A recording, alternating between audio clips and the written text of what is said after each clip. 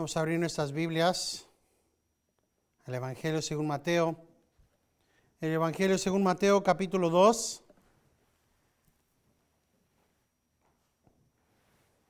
Y estaremos leyendo el versículo 1 al 15. Mateo 2, versículo 1 al 15. Por favor, pónganse de pie para la lectura de la palabra de Dios.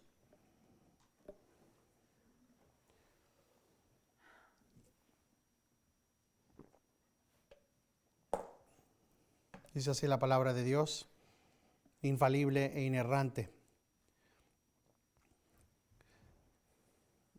Un momento. Dificultades técnicas aquí de este lado.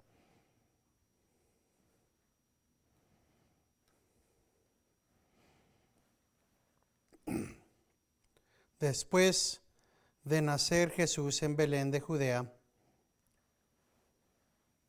en tiempos del rey Herodes, he aquí unos magos del oriente llegaron a Jerusalén, diciendo, ¿dónde está el rey de los judíos que ha nacido? Porque vimos su estrella en el oriente y hemos venido a adorarle. Cuando lo oyó el rey Herodes, se turbó y toda Jerusalén con él. Entonces reunieron todos los principales sacerdotes y escribas del pueblo. Indagó de ellos dónde había de nacer el Cristo. Y ellos dijeron, en Belén de Judea, porque así está escrito por el profeta. Y tú, Belén, tierra de Judá, de ningún modo eres la más pequeña entre los príncipes de Judá, porque de ti saldrá un gobernante que pastoreará a mi pueblo Israel. Entonces Herodes llamó a los magos en secreto y se cercioró con ellos del tiempo en que había aparecido la estrella. Y enviándolos a Belén dijo, id y buscad con diligencia al niño. Y cuando le encontréis, avisadme para que yo también vaya y le adore. Y habiendo oído al rey, se fueron, y he aquí la estrella que habían visto en el oriente iba delante de ellos, hasta que llegó y se detuvo sobre el lugar donde estaba el niño. Cuando vieron la estrella se regocijaron sobremanera con gran alegría. Y cuando en la casa vieron al niño con su madre, y postrándose le adoraron, y abriendo sus tesoros le presentaron obsequios de oro, incienso y mirra. Y habiendo sido advertidos por Dios en sueños que no volvieran a Herodes, partieron para su tierra por otro camino. Después de haberse marchado ellos, un ángel del Señor se le apareció a José en sueños, diciendo, levántate, toma al niño y a su madre y huye a Egipto, y quédate ahí hasta que yo te diga, porque Herodes va a buscar al niño para matarle. Y él, levantándose, tomó de noche al niño y a su madre, y se trasladó a Egipto, y estuvo allá hasta la muerte de Herodes, para que se cumpliera lo que el Señor habló por medio del profeta, diciendo, de Egipto llamé a mi hijo. Oremos. Padre Celestial, gracias por tu palabra, gracias por la multiforme manera en que tu palabra nos enseña en gran manera la veracidad de la encarnación y nacimiento de Jesucristo. Señor, te pedimos que no solamente en esta temporada, sino cada día seamos los que proclaman la realidad que Cristo nació, que el Rey nació y Él reina ahora y muy pronto volverá. Señor, danos sabiduría e entendimiento para poder entender y aplicar y dar fruto de la palabra que hemos de estudiar y meditar hoy. Te pedimos esto en nombre de Cristo nuestro Redentor. Amén. Hemos tenido la oportunidad de meditar en los últimos años de tantas cosas tan buenas, pero últimamente en esta última temporada de Adviento también hemos tomado el tiempo para ver las diferentes maneras en que Dios certifica lo que Él está diciendo como verdad. Y vemos cómo es que hace esto al quebrar el silencio de 400 años. Y cómo quiebra el silencio con milagros, con visitas angelicales, con diversas palabras dadas a través de estos mensajeros ángeles, del ángel Gabriel y ahora de otro ángel, y el uso de hombres y mujeres rectos, justos. Pero tenemos que ver cómo es que no termina ahí. Les decía a los hermanos en el culto de inglés, escuchamos mucho la palabra milagro, no nada más hoy en día, sino dentro de este mismo mensaje. El milagro de la estrella, el milagro de el nacimiento de Cristo Jesús y el milagro aún de cómo es que fue concebido. Hay milagro tras milagro tras milagro, y eso trae a la mente la pregunta, ¿qué es un milagro? Y en corto, el entender el milagro es el ver que un milagro es una acción que va en contra de la norma natural. Nos ponemos a pensar cómo es, por ejemplo, que en el Antiguo Testamento hay varios milagros, como cuando pasa Moisés y todo Israel por el Mar Rojo. Y la palabra de Dios nos dice claramente que las aguas estaban como pared de ambos lados. Entendemos a través de la ciencia que hay vientos que sí son suficientemente poderosos para secar por un tiempo o partir por un tiempo corto, no para que haya paredes, pero secar por un tiempo la mar. Pero no hay tal cosa como una acción similar que viene junto con el mandato de un hombre levantando un palo.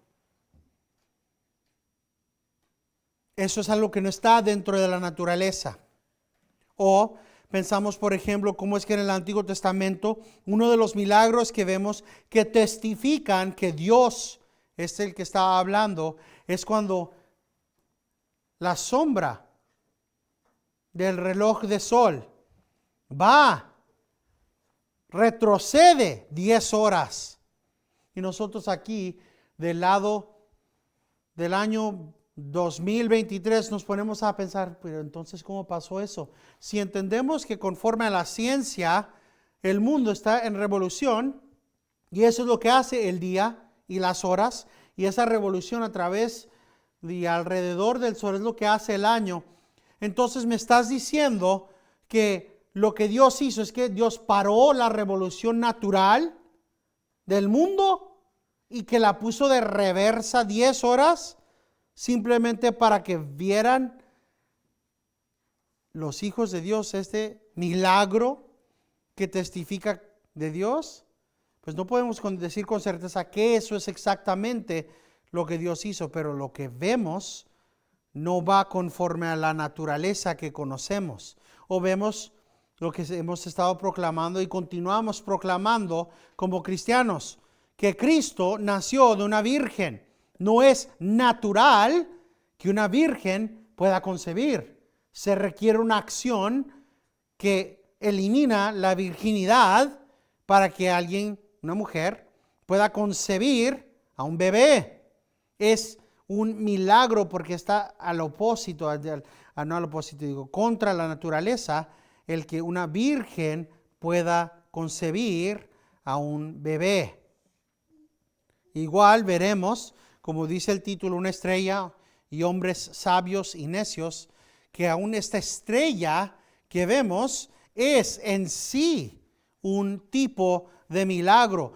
Y el entender cómo es que está atado todo hasta Génesis, que Génesis dice que cuando Dios creó el sol, la luna y las estrellas, las puso, las fijó en el cielo, esas palabras son de certedad, que Él puso como una cosa fijada a las estrellas y al sol y la luna. Eso significa para nosotros en el año 2023 que entendemos que todo en el universo se está moviendo, que Dios fijó cómo iban a dar revolución las estrellas alrededor de este universo y cada planeta alrededor de este sol o de este otro sol acá o de este otro sol allá desde el comienzo del mundo, y que no cambian. Eso va completamente al opósito de lo que dicen los mundanos, que nacen estrellas nuevas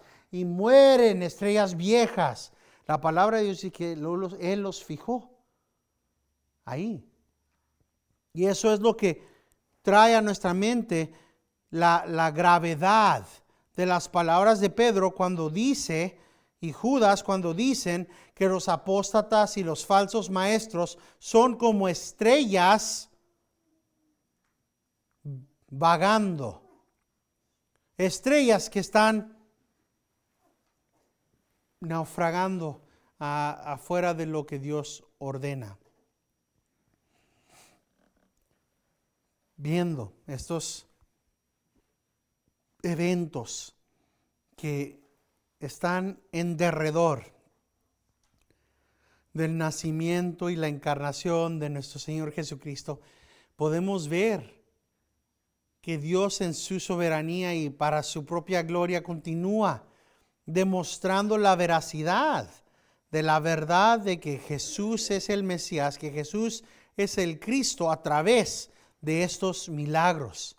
En la cuenta de Mateo, no nada más tenemos el milagro de una estrella o de una gloria celeste, pero tenemos también el milagro de una de las escrituras aquí cumplidas y otra de las escrituras acá cumplidas. Tenemos el milagro de que Dios, de su manera, ciega a los líderes judíos, a los principales sacerdotes, a los escribas, y cómo es que esa ceguedad continúa aún cuando Cristo ya es adulto en su ministerio y en su vida. Y luego vemos las tipologías, las similaridades entre el rey loco y paranoico Herodes y Faraón en Éxodo. Todos estos eventos entrando y siendo unidos para testificar de la gloriosa realidad que los cristianos en todo el mundo proclaman cada vez que toman la cena del Señor, cada domingo que se reúnen y más pronunciadamente cada temporada de Adviento y de Navidad. Y qué gloriosa celebración y oportunidades para que nosotros meditemos en la bondad de Dios al mandar al Salvador que necesitamos.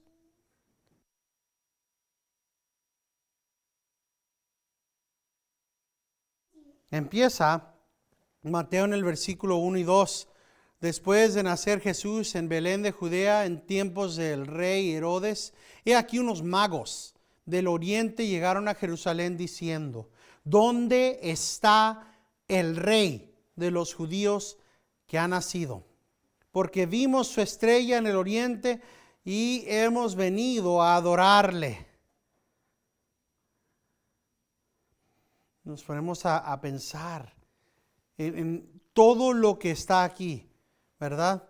Y ya hemos hablado de cómo es que esto es cumplimiento de la palabra de Dios. Pero vemos, por ejemplo, en Números capítulo 24, versículo 17. La palabra, la profecía de Balaam, donde dice: lo veo, pero no ahora. Lo contemplo, pero no cerca. Una estrella saldrá de Jacob y un cetro se levantará de Israel, que aplastará la frente de Moab y derrumbará a todos los hijos de Set. Ahora piensen en cómo es que se cumple esto, este versículo cumplido, en el nacimiento de Jesús, en la estrella que siguieron los magos. Ahora, hay mucha confusión y hemos hablado en los últimos años en cómo es que magos no es como lo entendemos muchas veces nosotros en el habla español, como aquellos que están solamente practicando sus brujerías y ese tipo, no son brujos, son magos, o más adecuadamente hombres sabios. Los sabios. Ya hemos hablado el último año o el año antepasado de cómo es que estos hombres vinieron en caravana probablemente desde Babilonia. Y que estos magos no nada más eran sabios, sino que eran conocidos como los hacedores de reyes. Eran hombres de poder. De hecho, si tenemos correctamente, ¿quién puede ir a la casa del presidente? ¿Quién puede ir a la Casa Blanca cuando ellos quieran? O cuando entran a la nación. ¿Quiénes son los que pueden ir? Solamente dignitarios, solamente los invitados, solamente personas de importancia, y eso es algo que nunca ha cambiado. Aún en esta temporada, ¿qué es lo que pasa? Van. Estos magos llegan a Jerusalén y preguntan al rey, ¿dónde está este rey de los judíos que ha nacido? Porque vimos su estrella en el oriente y hemos venido a adorarle. Y oye el rey Herodes esto y se turba, y todo Jerusalén junto con él. Ahora, pensemos por un momento en la manera increíble, el milagro de que Dios en su soberanía mandó cautivos a Sadrach, Mesach y Abednego y a un joven que se llama Daniel, y que estos jóvenes iban a decir, no, vamos a honrar nosotros a nuestro Dios, aunque estemos en esta tierra perversa de Babilonia, no comeremos comida sacrificada a ídolos. Y el Señor ensalza a Sadrach, Mesach, Abednego y a Daniel y los eleva a posiciones de importancia, que después Daniel termina como uno de estos magos. Daniel termina siendo el líder de los sabios a través de cómo es que Dios lo usó. Este hombre puede interpretar, este hombre sabe qué es lo que está sucediendo.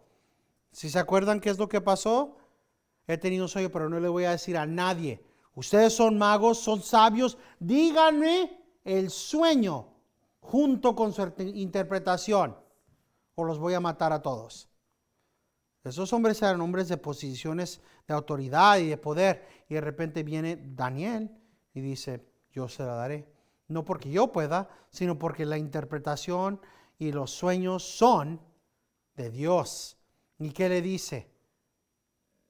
Tú eres este rey que es la cabeza de oro de esta estatua. Después de ti vienen estos diferentes reinos que van a ir degradándose más y más y más. Y viene esta roca que es Cristo. La piedra que destruirá, proclamándole a este rey. Y este mismo Daniel se convierte en el líder de toda esta sociedad de sabios, de magos. Y en la soberanía de Dios, esta gente por años y años y pasan siglos y continúan teniendo en su mente esta realidad. Oiga, dijo este Daniel en lo que tenemos escrito aquí, que nacería un rey, que vendría de Jacob, un rey, un cetro se levantará de Israel y una estrella de Jacob. Y ven, una estrella. Ahora, hemos hablado de esta estrella y anteriormente dije que iba a hablar un poco de esta estrella. Y tenemos que entender que hay dos puntos de vista cuando hablamos de esta estrella. Hay algunos que dicen que esta es una estrella verdadera, física, estrella como lo que vemos nosotros en el cielo. Hay otros cristianos fieles que dicen, como la palabra usada en el griego es gloria, resplandeciente, gloria que se ve en el cielo, gloria celestial, que lo que era en realidad era un ángel resplandeciendo en gloria, y que cuando dice que siguieron los magos y que descendió la estrella, o como dice en el versículo 9,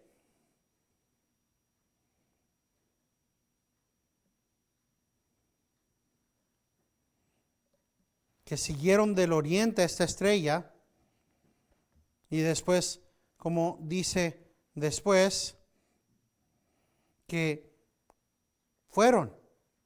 vieron la estrella, se regocijaron, entraron en la casa. Ahora, lo que no está descrito tan claramente es que siguieron la estrella, y no nada más estuvo delante de ellos, sino como dice, la estrella llegó, 9, hasta que llegó y se detuvo sobre el lugar donde estaba el niño. En otras palabras, estos no estaban como astrólogos, bueno, vamos a triangular más o menos dónde vamos a ir, y luego ya llegamos a la ciudad, bueno, vamos a volver a triangular dónde está, y sabes que se me hace que ya está la estrella aquí arribita en nuestra cabeza, esta debe ser la casa. No, la palabra de Dios nos dice que la estrella iba delante de ellos hasta que llegó y se detuvo sobre o arriba de la casa o el lugar donde estaba el niño. Ambos son buenas interpretaciones, ambos son buenas cosas que podemos nosotros meditar y tener en mente. Y ambos son acciones que están fuera de la norma. Que el Señor mande a ángeles resplandecientes en gloria para dirigir a un grupo de magos, de sabios, y que llegaran ahí. O el milagro de que Dios creara una estrella específicamente para demostrar dónde estaba Cristo. Ambos son milagros. El pastor Aarón dice, yo creo sinceramente que son ambos, que cuando empezaron estaban siguiendo una estrella en el cielo, y que cuando llegaron al área de Judá, a Jerusalén, lo que siguieron era un ángel. Ambos son buenas bíblicas interpretaciones de lo que pudo haber sido. Ahora, hay todo un mundo de eventos históricos que ayudan a informar nuestra mente a exactamente qué es lo que estaba pasando aquí. Nos ponemos a pensar en la verdad que ya para hasta tan temprano del 40 años antes de Cristo había la adoración de los césares. Hemos hablado, ¿verdad?, de cómo es que en el tiempo de Cristo y después de Cristo estaba el culto, ¿verdad?, de los adoradores de César, que César se había elevado como si él fuera un dios. Esto era común. Y nos ponemos a pensar en, por ejemplo, en el año 40, estos son eventos históricos, en el año 40 antes de Cristo, hicieron una moneda con un ídolo. Me enseñaba un dios de 2 cabezas que se llama Janus. Y en un lado de la moneda tenía la cabeza de Julio, uno de los Césares, y del otro lado la cabeza de Octavio. Y había una inscripción que decía, el divino César y el Hijo de Dios. Había una inscripción en esos tiempos también de Egipto que decía que Octavio era una maravillosa estrella. Y de hecho lo que decía era que era una maravillosa estrella brillando con un resplendor como de el celeste Salvador.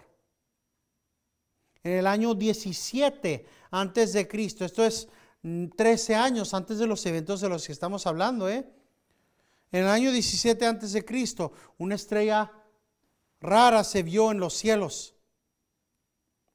Y el César Augusto comendó ese día. Dijo, vamos a tener una celebración de Adviento de 12 días. Y dijo, ha llegado el tiempo donde cambiarán todas las épocas. Ya llegó ese día. Así que ya había todo este ambiente sucediendo entre la gente en estos días. Y honestamente, era Cristo el verdadero, el que vendría 13 años después de este evento.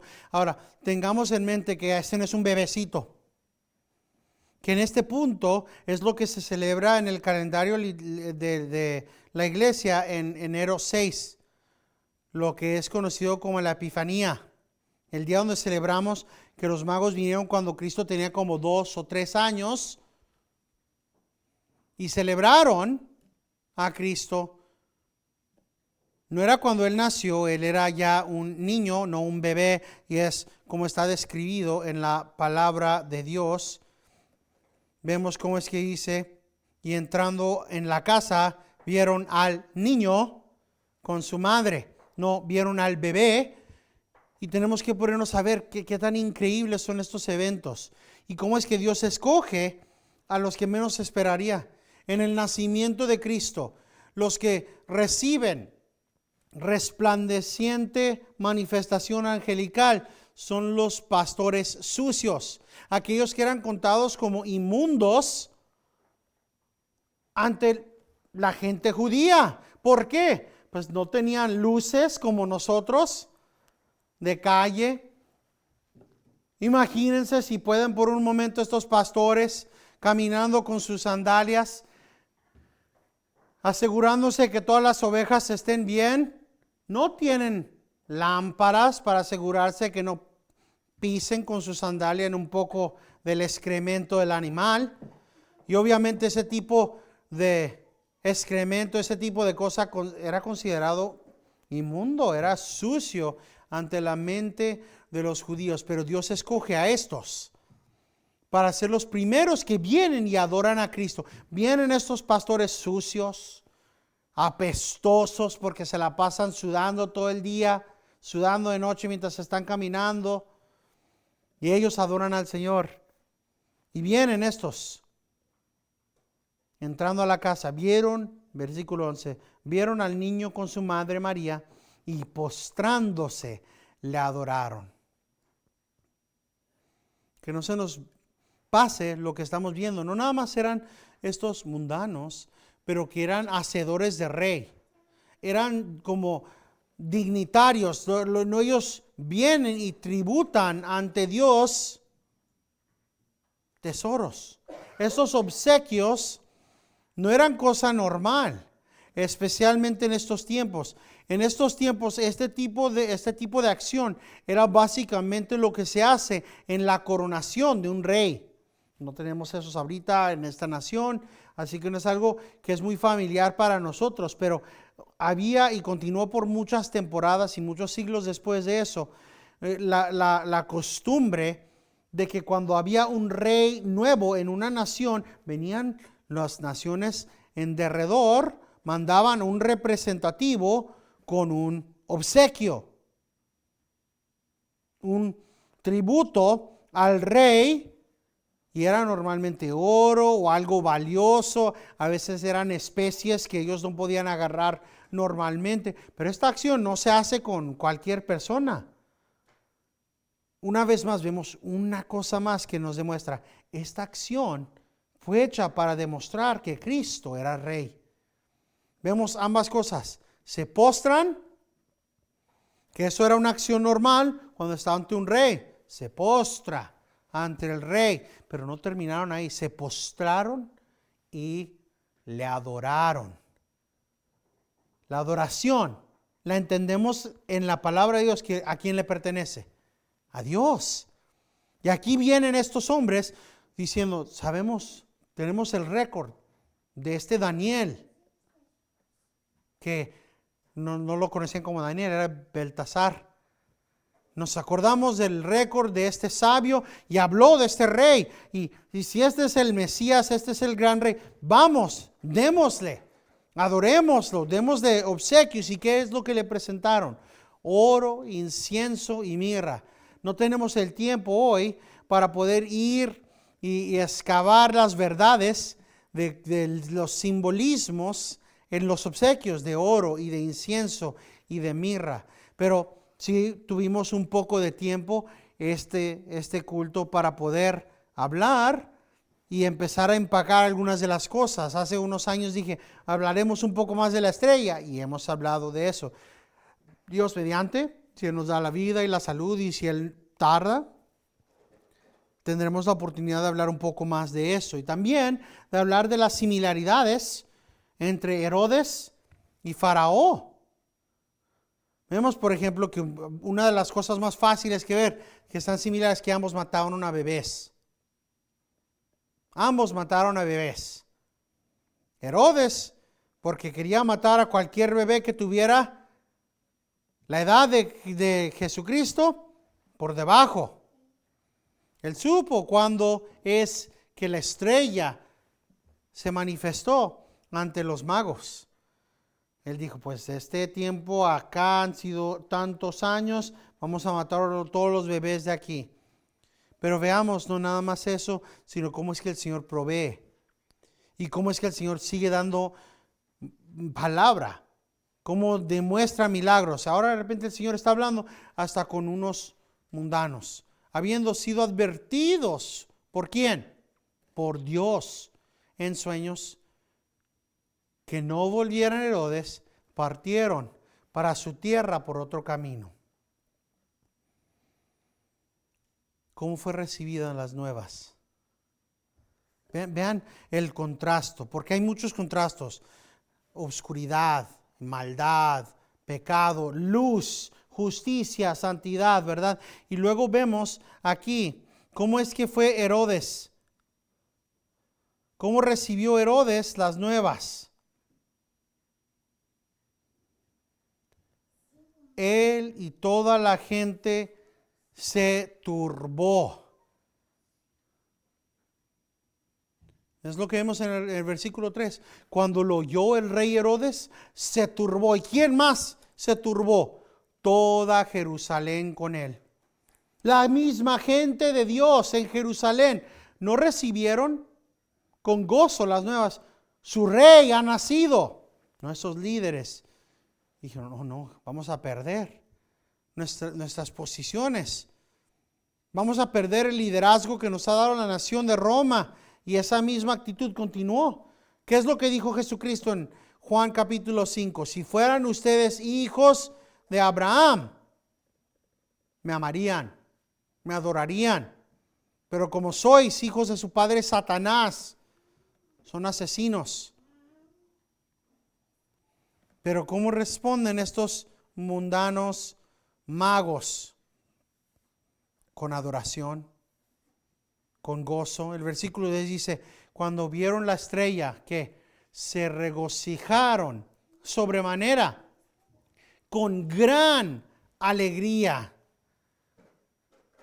Se gozaron enormemente, sobremanera. Se turbaron los que se supone que se deberían de regocijar sobremanera. Y aquellos que son mundanos se estaban gozando grandemente. Y después el Señor habla hasta con ellos y les dice, no regresen con Herodes. Váyanse a su propia tierra por otro camino. No sabemos todo. Tal vez el Señor les dijo, Herodes los va a matar si regresan a él. Porque certifican esta realidad. Lo que sí sabemos es que Dios mismo habló con ellos. Y inmediatamente, después de haberse marchado ellos, un ángel del Señor se le apareció a José. ¿En qué? En sueños. Así que el Señor habla en sueños con los magos y luego habla a través del ángel en sueños con José y le dice, levántate, toma al niño y a su madre y huye a Egipto y quédate ahí hasta que yo te diga, porque Herodes va a buscar al niño para matarle. ¿Y sabes qué? Ahora ya tienen dinero y artículos que pueden usar para pagar el viaje, porque no habían aviones, no habían carros. Tienen el dinero necesario y artículos necesarios para poder viajar y pagar para dónde descansar con rumbo a Egipto. Tienen el dinero necesario para estar y quedarse en Egipto hasta que yo les diga que regresen. El Señor proveyó todo. Y vemos la obediencia de este hombre justo. Y él, levantándose, tomó de noche al niño y a su madre y se trasladó a Egipto y estuvo allá hasta la muerte de Herodes. ¿Para qué? Para que se cumpliera lo que el Señor habló de en medio del profeta diciendo, de Egipto llamé a mi hijo. Vemos una vez más esas similaridades entre las acciones de Faraón, las acciones de Herodes, y una vez más vemos esta realidad, que el Señor mandó a la gente de Israel a Egipto para que se pudiera a futuro cumplirse este versículo, esta profecía de Egipto llamé a mi hijo, porque a futuro el Señor proveería a través de manos mundanas, a través de estos magos, para que pudiera ir nuestro Redentor Jesucristo, su madre y su padre hasta Egipto, y que el Señor lo llame de Egipto. En esto tenemos simple y sencillamente dos versículos del Antiguo Testamento que se cumplieron en la vida de Cristo. Y eso en sí es un milagro, porque como hablamos hace unos 4 años de las estadísticas matemáticas que son necesarias para que se cumpla uno de los milagros, y aquí tenemos dos de las profecías. Es un milagro que nada más en estos versículos, que estos 15, tenemos más de dos versículos, profecías que se cumplieron.